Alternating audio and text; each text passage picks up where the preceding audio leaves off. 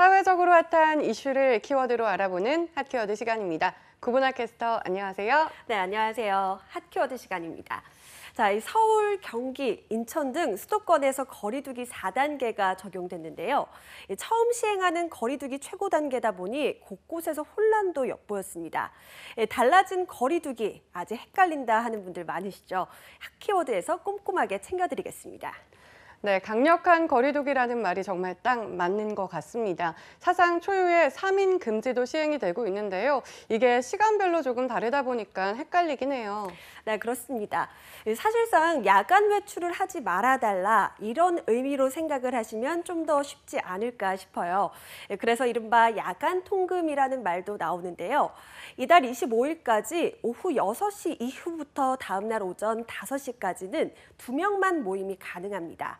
오후 6시 이후에는 택시 탑승도 2명까지만 할 수가 있고요. 등산도 2명이 넘으면 인원 제한에 걸리는데요. 직접적인 만남만 해당이 되는 건 아닙니다. 사적 모임이 아니더라도 흡연실 2인 이상 사용 등은 금지해달라고 권고를 하고 있습니다.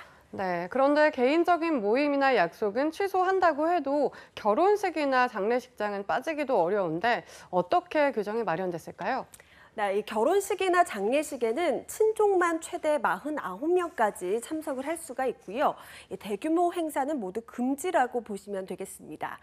종교 활동은 미대면, 또 스포츠 경기는 무관중 기간이고요.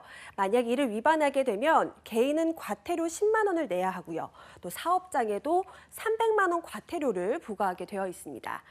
지난 8일부터 시행된 방역 수칙을 위반한 시설이나 또 업체 운영을 바로 열흘간 중단하는 조치도 기존대로 이루어집니다.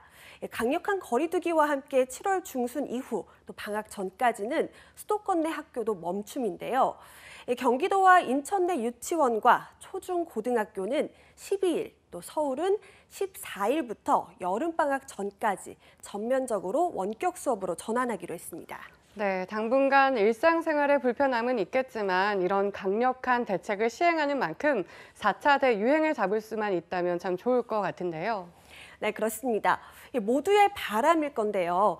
최근까지도 중규모의 유행이 계속되다가 이 4차 대유행까지 와버린 상황인데요. 확진자 1명이 몇 명을 감염시키는지 보여주는 감염 재생산 지수 역시 4주째 계속 증가를 하고 있습니다.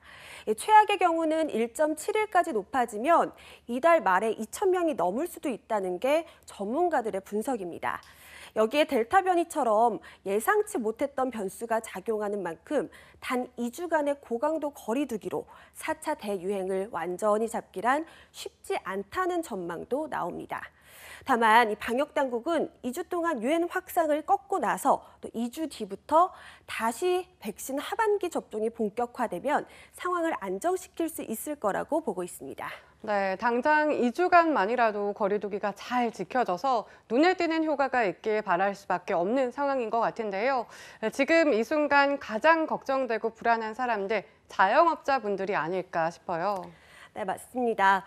당장 새 거리두기가 시작된 어제 첫날만 해도 눈에 띄게 거리에 손님이 줄어든 걸 볼 수가 있었는데요.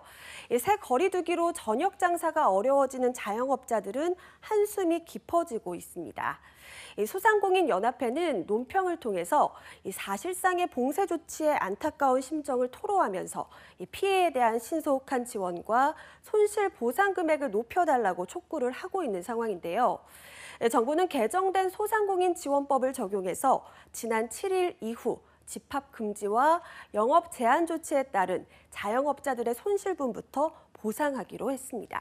네, 그런데 코로나19 유행이 장기화하면서 다른 질환을 제대로 치료받지 못한다는 이야기도 나오고 있는데 실제 설문조사도 나왔다고요? 네, 그렇습니다. 이 서울 싱크탱크 협의체는 지난해와 올해 서울 시민 2,483명을 대상으로 조사를 했는데요. 코로나19 발생 이후에 아파도 병원에 안 간 사례가 이전보다 3배가량 증가했다는 조사 결과가 나왔습니다. 진료가 필요했지만 병원에 안 갔다는 응답은 15% 안팎을 기록했는데 이는 2019년 조사 결과보다 3배가량 더 많아진 겁니다. 병원에 가지 않은 이유로 절반 이상이 병원이 위험하다고 생각해서 가지 않은 자발적인 이유로 나타났는데요. 의사 등 병원 측에서 다음에 오라고 권해서 가지 못했다는 응답도 10% 안팎이었습니다. 네, 2주간의 짧고 집중적인 4단계 거리두기로 지금의 확산세를 꺾을 수 있길 희망해 보겠습니다. 지금까지 하케어드 구보나 캐스터였습니다. 고맙습니다. 고맙습니다.